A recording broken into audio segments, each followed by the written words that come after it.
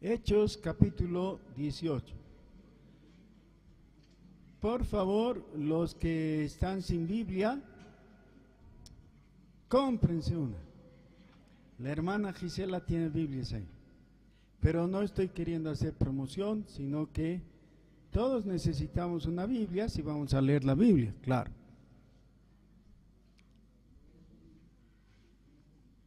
Por ahora pueden leer la Biblia de la persona que está a su lado, quizás. Hechos capítulo 18, desde el versículo 24. La palabra de Dios dice: Llegó entonces a Éfeso un judío llamado Apolos, natural de Alejandría, varón elocuente, poderoso en las Escrituras. Este había sido instruido en el camino del Señor, y siendo de espíritu fervoroso, hablaba y enseñaba diligentemente lo concerniente al Señor, aunque solamente conocía el bautismo de Juan. Y comenzó a hablar con denuedo en la sinagoga. Pero cuando le oyeron Priscila y Aquila, le tomaron aparte y le expusieron más exactamente el camino de Dios. Y queriendo él pasar a Acaya, los hermanos le animaron y escribieron a los discípulos que le recibiesen. Y llegado él allá, fue de gran provecho a los que por la gracia habían creído, porque con gran vehemencia refutaba públicamente a los judíos, demostrando por las Escrituras que Jesús era el Cristo. Amén. Este es un pasaje enlace, en realidad, entre lo que tenemos hasta aquí, en toda esta gran parte que hemos visto en el libro de los Hechos, y lo que viene a continuación con el capítulo 19.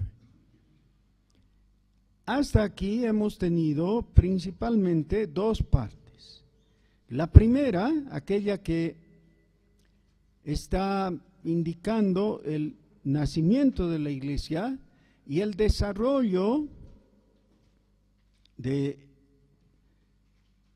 el ministerio del apóstol Pedro. Pedro es la figura sobresaliente hasta el capítulo 11.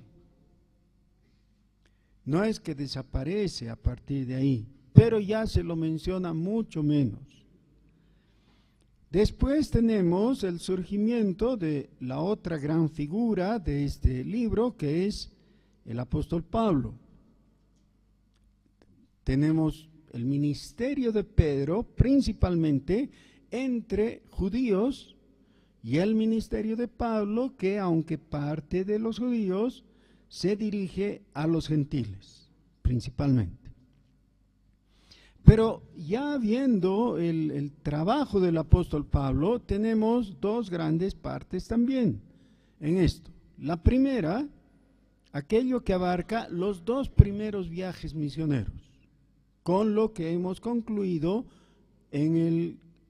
con lo que concluimos en el capítulo 18. Hay una mención en el 19, pero ya esta etapa ha concluido. ¿A qué se refiere esta etapa? Es a lo que podríamos decir el trabajo de un pionero que parte en cero. Realmente los viajes misioneros eran viajes que les llevaban a lugares donde no había sido escuchado el evangelio, y que las personas que encontraban o eran judíos que o se convertían o rechazaban el evangelio, o eran gentiles paganos que para nada habían escuchado de las Escrituras, del Dios creador, de la salvación, nada, estaban en cero. Y así se establecen las iglesias de Galacia en el primer viaje misionero y las iglesias de Europa en el segundo viaje misionero, principalmente. Bueno, ahí entonces se puede ver dos factores principales: el predicador y los oyentes, que reciben con fe o que rechazan la palabra del evangelio. Pero ahora encontramos que hay otros factores más. como en la vida siempre incluye novedades, ¿no? Cosas extrañas, cosas imprevistas muchas veces o imprevisibles otras. Así es, nadie puede decir que todo le sale según lo programado y con los elementos que ya estaban en su mente.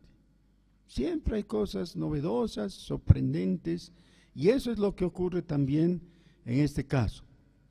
¿Cuál es este? Aparece un hombre que no era un incrédulo, era un creyente. No era un aferrado a las tradiciones de la religión judía que rechazaba cualquier otra idea nueva. No, él más bien había recibido ese llamamiento en el movimiento de renovación que inició Juan el Bautista. Recuerden que aunque Juan el Bautista murió, sus discípulos seguían moviéndose y hablando y ganando prosélitos y predicando al pueblo de Dios. Ellos seguían. Uno de estos hombres era Apolos. Apolos entonces no es el típico judío de la antigua religión judía con todas sus tradiciones y sectas y cerradumbre de mente, sino que es alguien que ha creído y que está ferviente tratando de servir a Dios. ¿Pero qué le falta? El conocimiento pleno. Le falta el conocimiento pleno. Tiene mucho, pero no tiene todo y no tiene lo suficiente. ¿Por qué es útil ver un caso como este? Porque sin duda todos nosotros tenemos conocidos que están más o menos en la misma situación. Aunque en este siglo estamos viviendo la edad postmoderna y postcristiana, en la que muchos ya no saben lo fundamental del cristianismo.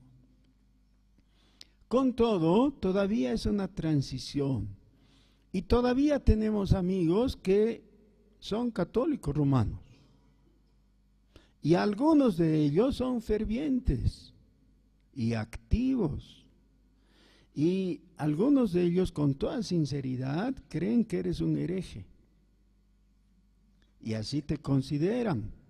Y es más, de vez en cuando te convocan al arrepentimiento, te dicen que sería mejor que dejes esas doctrinas protestantes que has abrazado y que te vuelvas a la Santa Madre Iglesia Católica Romana. ¿O no? ¿Sí? Y cuando tú le oyes el denuedo con que hablan, llegas a pensar qué persona, ¿no? Está tan interesante y que está tan empeñada en conservar lo que él cree que es la verdad. Bueno, ese era el caso de Apolos más o menos. Era ferviente, era bien intencionado, era activo, pero no tenía la luz, no tenía el conocimiento suficiente. ¿Qué necesitaba? ¿Ser rechazado? ¿O ser ignorado? ¿Ser acusado? Yo creo que en el mejor espíritu cristiano, Aquila y Priscila procedieron a hacer lo que era debido.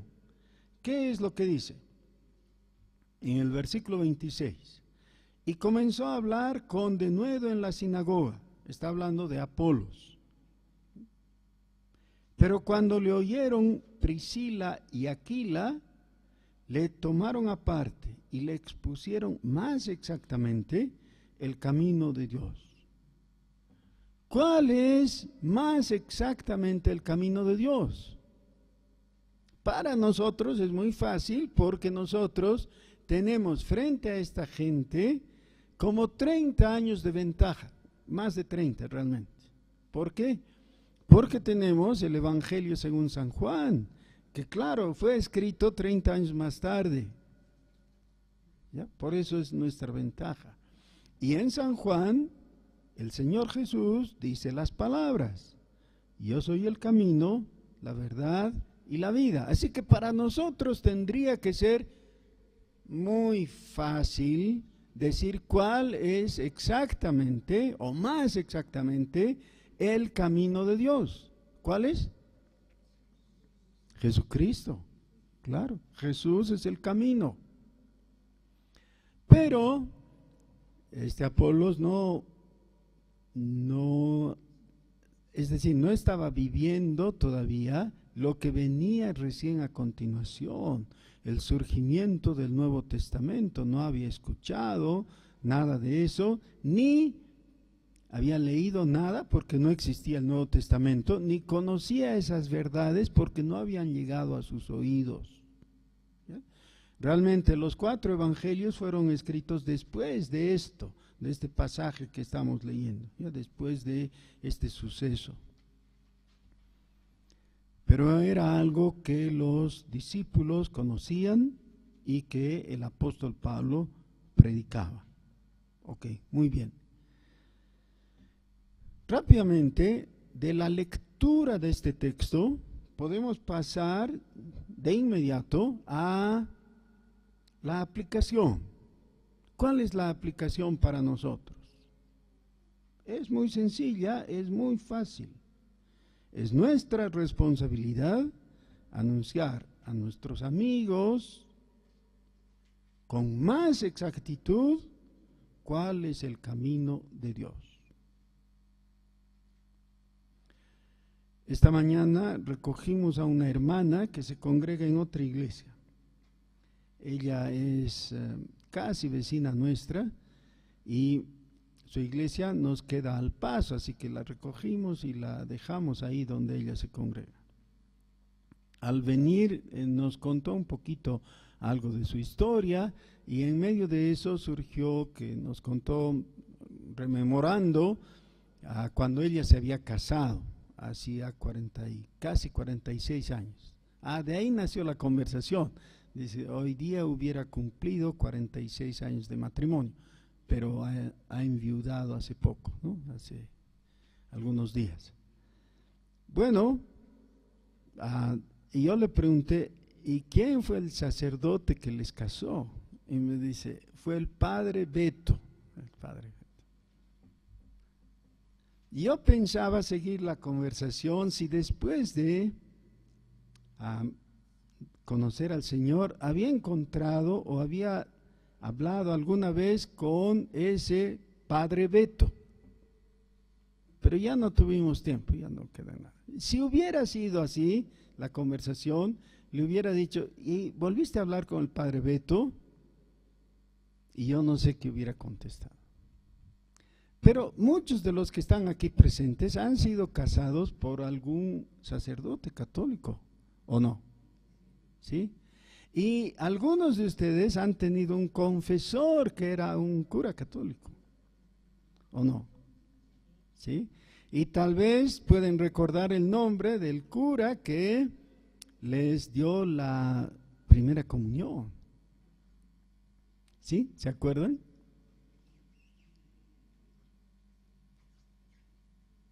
Yo digo, ¿por qué no empezamos una campaña de visitar a los curas con los que hemos tenido relación y decirles, ¿me concedería unos minutos y me puede escuchar? ¿Sabe qué, padrecito? Yo ya he conocido con más exactitud el camino de Dios. He entendido el Evangelio y sé que podemos encontrar salvación por la fe sola en Jesucristo. No necesitamos todas esas cosas que antes yo creía y que usted sigue enseñando. ¿Por qué no considera la salvación en Jesucristo? ¿Qué tal? ¿Cómo creen que reaccionarían sus curas favoritos? Favoritos. ¿Qué creen que pasaría?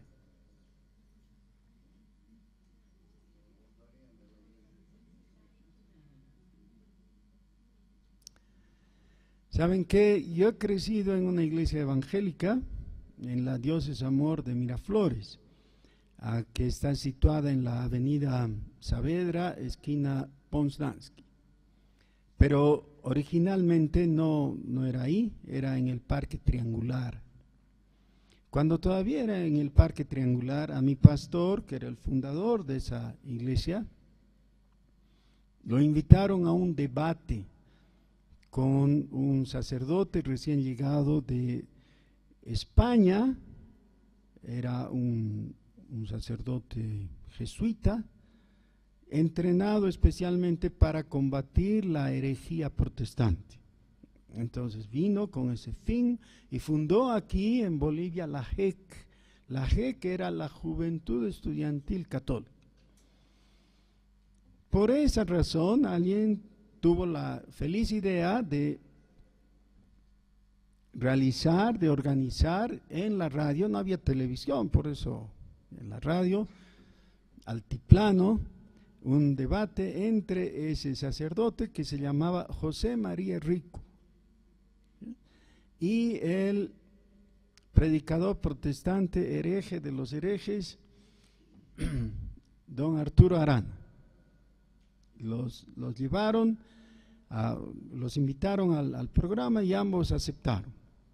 Cuando ya estaban reunidos en la sala de la radio, mi pastor pidió que antes de que empiece el debate le concedieran a él hablar 5 minutos, sin interrupción, y que él esperaba poder presentar en los 5 minutos el Evangelio, para que sirva de base en la discusión.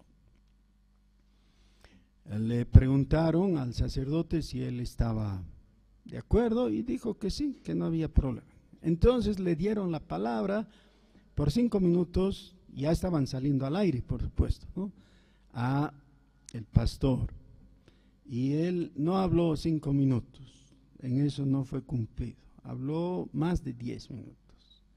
Pero cuando estaba hablando no le quisieron interrumpir porque lo que iba diciendo era tan interesante y lo decía tan bien que no querían interrumpirle.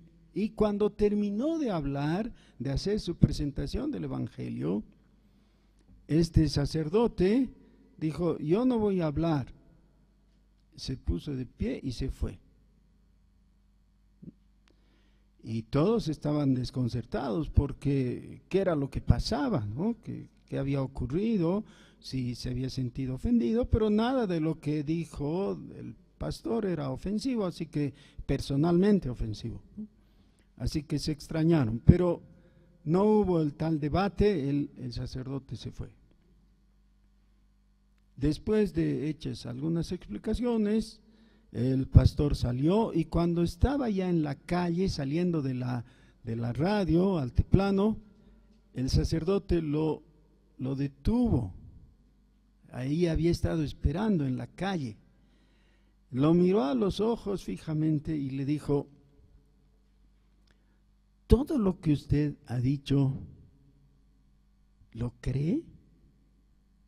¿Cree que es verdad? Y el pastor contestó: sí, desde luego, eso es lo que predico, predico lo que creo. Y entonces se fueron a un restaurante a tomar un café y seguir charlando. Y entraron 2 líderes religiosos y salieron 2 creyentes en Jesucristo. El sacerdote se convirtió y después llegó a ser mi primo político, porque ya vino, se congregó en nuestra iglesia y se casó con mi prima, ¿no? Y después ha sido un predicador así internacional, ¿no? Ha viajado predicando el Evangelio de Jesucristo. Así que tengo un primo ex sacerdote jesuita y predicador del Evangelio. ¿Cuál fue el detalle? ¿Cuál fue el kit del asunto? En realidad, en este caso, el pastor no lo buscó, el sacerdote buscó seguir la conversación, porque quedó muy interesado en la predicación de don Arturo.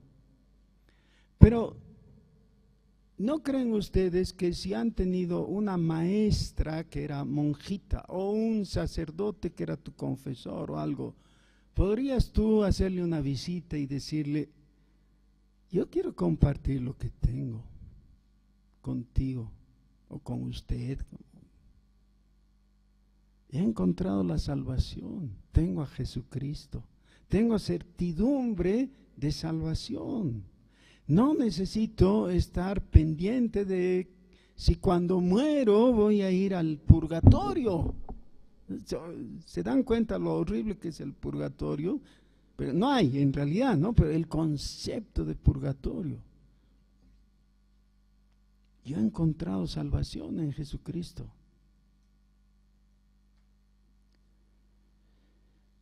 De vez en cuando necesitamos romper esa actitud de frialdad que solemos tener y reconocer que el poder de Dios no se ha achicado, no ha disminuido.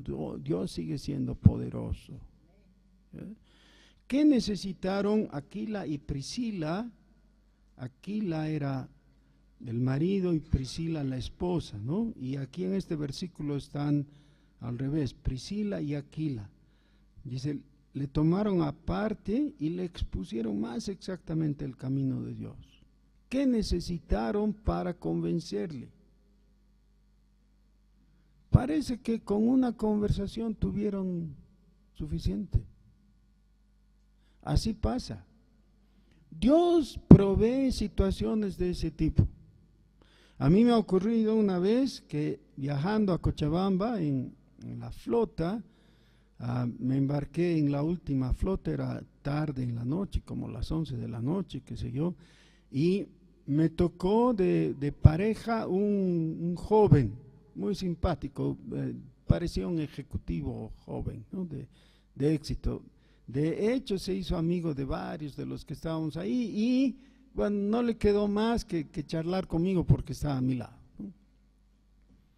Después de conversar un momento de cosas diversas, nuestra conversación fue a recaer en el Evangelio, por supuesto, y no dormimos toda la noche, ¿no? Llegamos al amanecer a Cochabamba y lo último que me preguntó fue, ¿y dónde me puedo congregar? Así que le dejé encomendado a un pastor amigo en Cochabamba y ya, una noche fue suficiente, ¿no? En el viaje.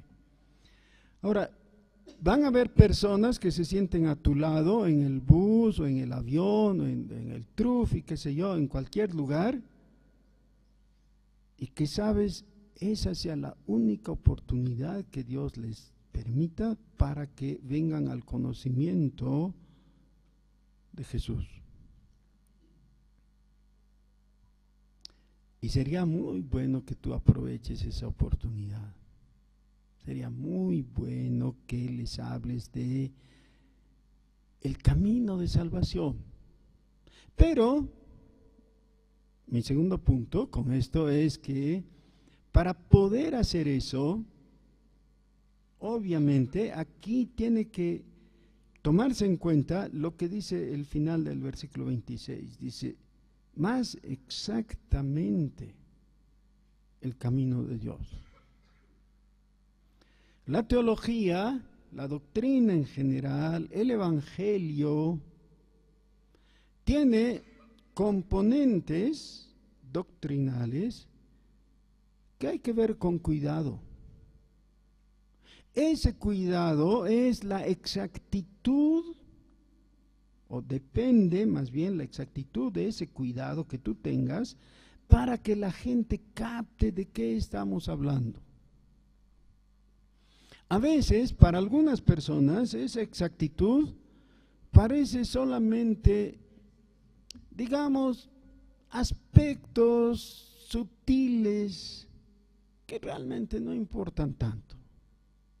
En general, la postura del mundo en nuestros días es de, bueno, tú crees en Dios, yo también creo en Dios, estamos bien, somos iguales. Claro, el Dios en que tú crees es Jesús, el Dios en que yo creo es el Equeco, pero Los dos creemos. Creer es suficiente. Y eso es el camino de Dios inexacto. Y si inexacto, equivocado. Se necesita exactitud, que te dé precisión y que te permita acertar. Acertar. Con todo esto del mundial, ahora pocas personas no están atentas a lo que está ocurriendo, ¿no? Una cosa interesante es que algunos partidos han terminado empatados y cuando empatan tienen que definir a penales, ¿no? En los penales, algunos de los grandes jugadores, Messi por ejemplo, han fallado al patear. ¿Qué es fallar en un penal?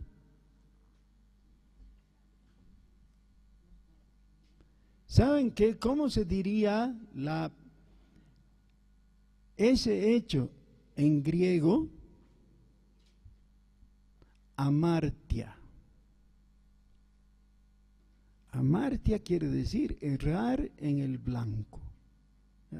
Patear un penal es disparar el balón para que entre en el arco. Claro, el arquero va a tratar de impedirlo, ¿no? Pero patear de tal manera que esa pelota entre en el arco. Cuando la pelota ingresa en el arco, ¿qué se llama eso? Gol. Eso es gol. Lo contrario de gol en griego sería amartia. Fallar. Se puede fallar porque uno en vez de pegarle al arco, le pega al arco, pero sí da en el poste. Eso ya es falla. O al travesaño. O pasa muy cerca del arco, a quizás milímetros, pero no entra. Eso es fallar, eso es amartia. ¿Y saben cuál es la traducción al español de la palabra amartia? Pecado. ¿Ya? Pecado es la inexactitud de la enseñanza respecto al camino de Dios. Ahora, ¿qué significa eso?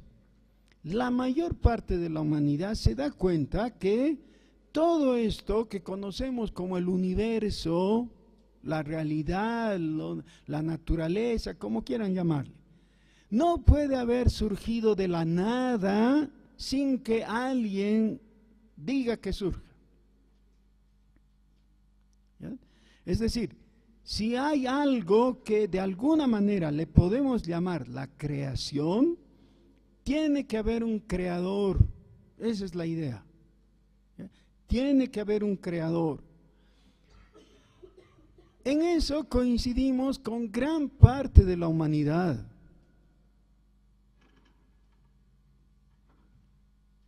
Pero no es que eso es suficiente, eso es insuficiente. La fe que nos lleva simplemente a reconocer un creador es correcta, pero es insuficiente. ¿Qué es lo que necesitamos entonces? Necesitamos todo el consejo de Dios. Y todo el consejo de Dios implica imprescindiblemente la figura de Jesucristo. Creer en Dios está bien, pero no es suficiente. Necesitamos creer en Dios, el Dios que envió a su Hijo Jesús para vivir en este mundo con el propósito de glorificar a Dios y entregar su vida preciosa a muerte de cruz para salvación de nosotros los pecadores. Sin ese dato, amartia, inexactitud, error, no hay gol. En términos del Evangelio no hay salvación, no hay salvación. Hermanos, en general, en muchos aspectos de la vida, nosotros requerimos, necesitamos, exigimos precisión y exactitud. ¿Ya? Desde lo científico, ya vas al médico y el médico te dice, bueno, señor o señora, yo veo que usted está enfermo. Ahora, lo que no puedo definir es si tiene gripe o cáncer. Pero no importa, tómese una aspirina.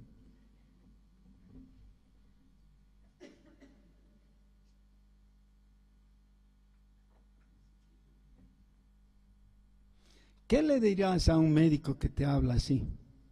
Amalia, ¿qué le dirás?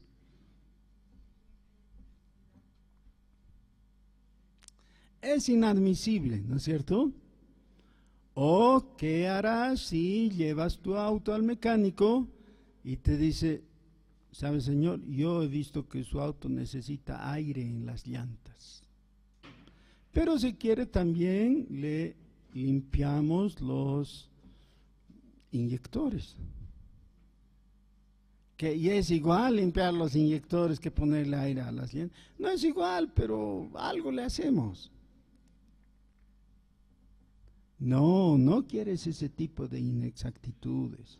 O cuando te vas a casar y estás frente al ministro y te dice, toma por esposa a tal, y tú le dices, bueno, quizás. No, no voy a aceptar una respuesta así, que sí o que no. Necesita ser específico. El mensaje que predicamos no necesita ser demasiado elaborado, pero tiene que ser exacto. Y la exactitud implica que el oyente esté en conocimiento de que su estado es de condenación frente al Dios Santo, que no va a ser aceptado si no recibe limpieza de sus pecados. Necesita estar consciente de que ha pecado y ha ofendido a Dios y que solo en la sangre de Jesucristo hay limpieza de pecados, que esa limpieza se produce por la sustitución que Jesús mismo ha hecho yendo a la cruz, el lugar que a mí me correspondía y a ti, porque tú igual que yo has pecado. Hemos pecado, hemos ofendido a Dios y la única forma de ser librados de esa acusación y esa condenación es que el justo, el santo Jesús cargue nuestros pecados, y eso ha hecho en la cruz y es convalidado por la fe en su santo nombre. Necesitamos informarles del hecho maravilloso que en breve Jesús va a volver a este mundo a juzgar a vivos y muertos.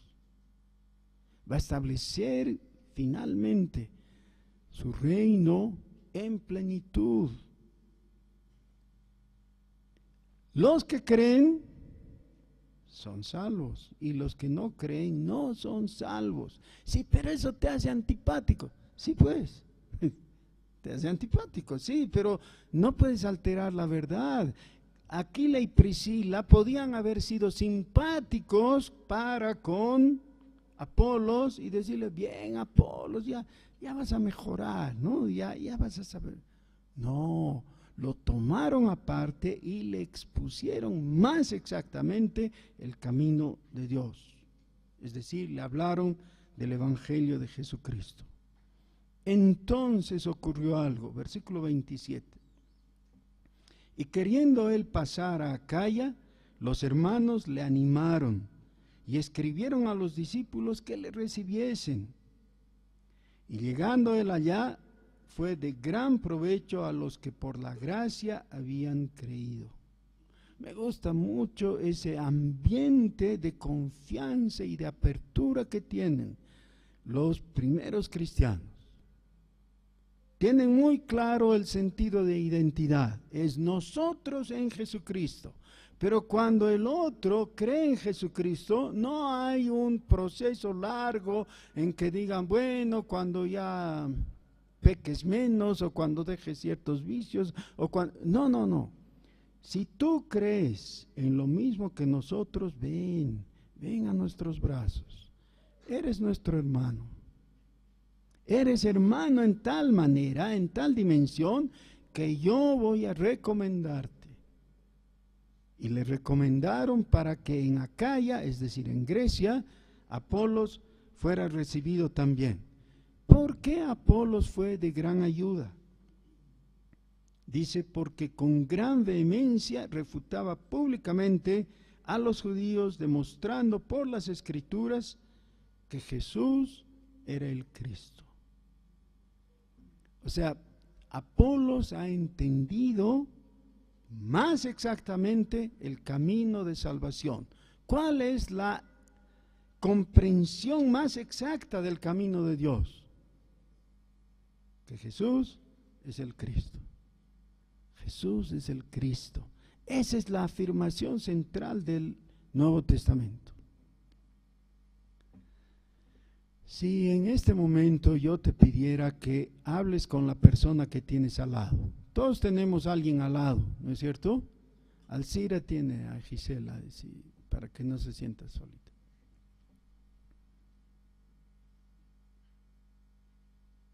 Y tú tuvieras que decirle algo a la persona que tienes al lado, una sola cosita, ¿qué le dirías?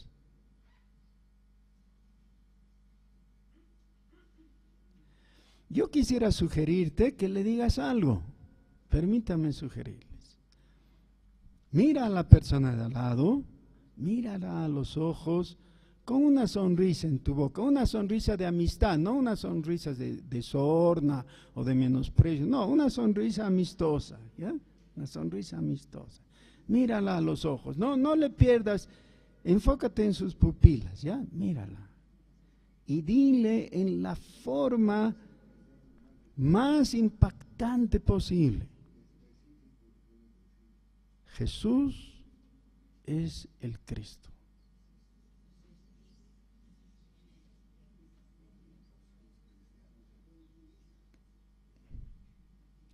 ¿Saben qué, hermanos? En realidad, esa es la punta del iceberg. ¿Ya? Eso es lo que hay que ver. A partir de eso, todo lo demás tiene sentido y tiene valor. Y si quitamos eso, todo lo demás se pierde en la nada, en la vanidad. Dios podría decirnos algo así: humanidad, saben que yo les he amado mucho y he querido salvarles, pero ustedes son de lo peor, pecadores, inmundos, váyanse al infierno. ¿Podría haber hecho eso Dios? Claro que sí. En realidad es lo que haríamos varios de nosotros si lo que estuviera en juego sería la vida de nuestro hijo. A ver, piensa tú, todos los que tienen un hijo por ahí, tienes un hijo que amas.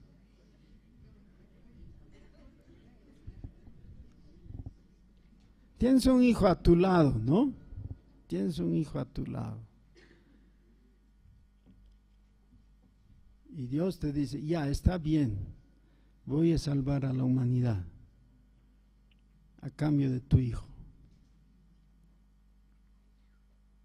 ¿Entregarías a tu hijo?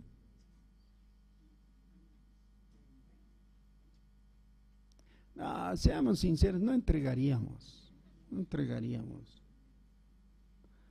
Quizás alguno que otro entregaría su propia vida, pero la vida de tu hijo no la entregarías.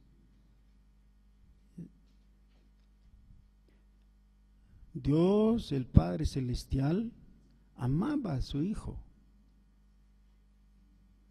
Entre los hombres hay cosas raras, ¿no? Padres que aborrecen a sus hijos o que los detestan y que quieren deshacerse de ellos, o que los abortan o cosas de ese tipo, ¿no? Entonces, por eso es que no comprendemos la profundidad de esto, pero aún en lo natural, aunque somos gente despreciable, a pesar de eso, amamos a nuestros hijos, ¿no es cierto? Y no los entregaríamos.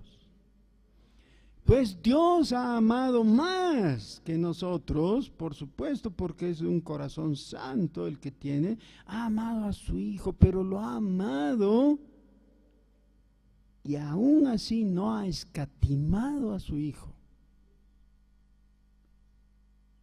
Porque nos ha amado a nosotros más.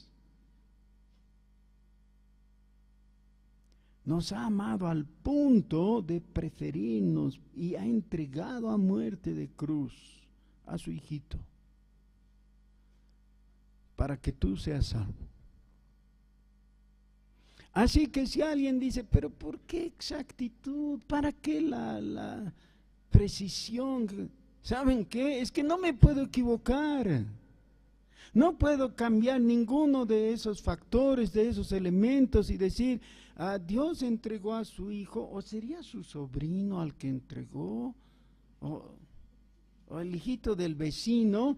Es ridículo, ¿no es cierto? El Evangelio dice que Dios entregó a su hijo. Eso tiene que ser preciso, tiene que ser exacto. Igualmente tiene que ser exacto que aquella persona en la que estaba pensando para cumplir con el plan de salvación, esa persona eras tú. Dios ya te conocía, y te conocía con tus pocas virtudes y con tus muchos defectos, sí.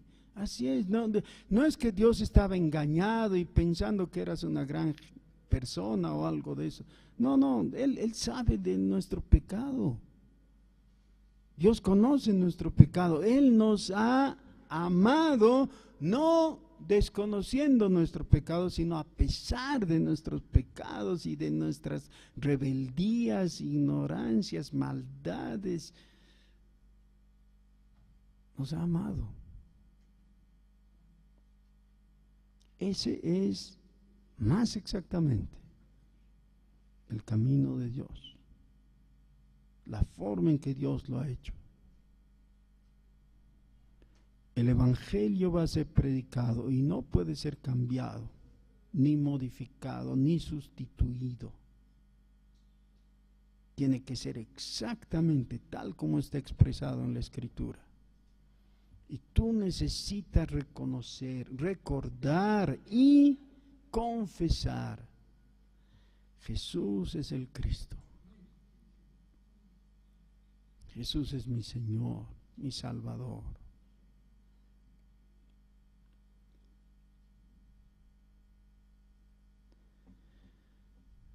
La última cosa, dice el versículo 28, que Apolos hablaba públicamente a los judíos y les demostraba por las Escrituras. ¿Por qué podía hacerlo? Porque conocía las Escrituras y porque él mismo había sido convencido por las Escrituras en la predicación de Priscila y Aquila.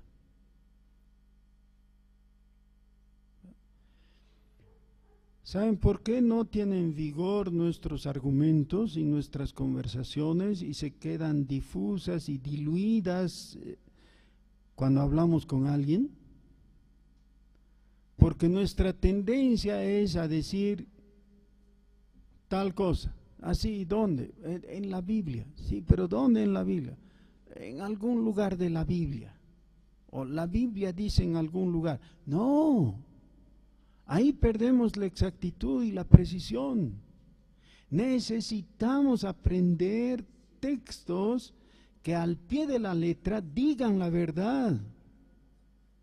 Cada uno de nosotros necesita atesorar aquello que dice Dios en su palabra y tiene que ser dicho tal como Dios lo dice.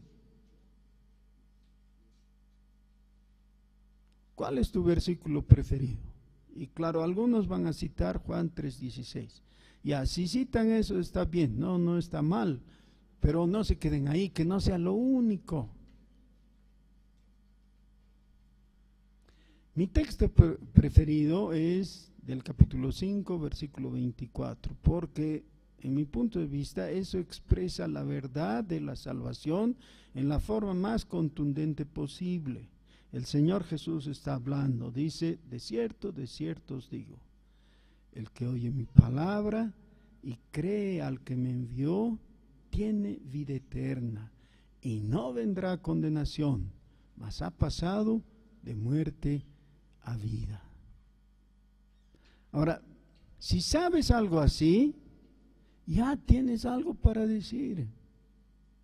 Ya no estás ahí tratando de agarrarte de algo sin saber qué es.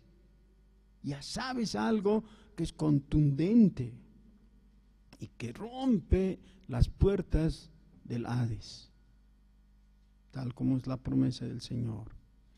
Pero ahora, ¿no sería bueno que memoricemos este texto? Hechos 18:28. La última oración. Demostrando por las Escrituras que Jesús era el Cristo. Hechos 18:28. Demostrando por las Escrituras que Jesús era el Cristo.